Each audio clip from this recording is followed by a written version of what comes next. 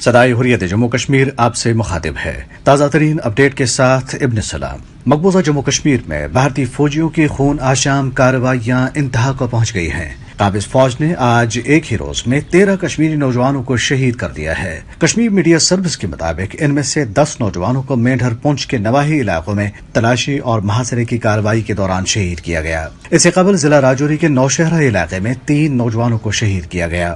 آخری اطلاعات کی آمد تک ان علاقوں میں ظالمانہ فوجی آپریشن جاری تھا۔ ایک ہی روز میں 13 نوجوانوں کے قتل پر پورے مقبوضہ علاقے میں صف ماتم بچھ گئی ہے۔ لوگ غم و غصے کا اظہار کر رہے ہیں، جبکہ نوجوانوں کا بھارت سے نفرت کا لاوا ابلنے لگا ہے۔ یہ امر قابل ذکر ہے کہ بھارتی فوج ان کارروائیوں کو دو طرفہ جھڑپیں قرار دیتی ہے۔ تاہم انسانی حقوق کے کارکن کہتے ہیں کہ ان جھڑپوں کی نوعیت ماورائے عدالت کی ہوتی ہے، کیونکہ ان نوجوانوں کو مکمل نرغے میں لیے اور بے بس کیے جانے کے بعد ایسی حالت میں شہید کر دیا جاتا ہے جب انہیں بآسانی گرفتار کیا جا سکتا ہے۔ اپڈیٹ ختم ہوا۔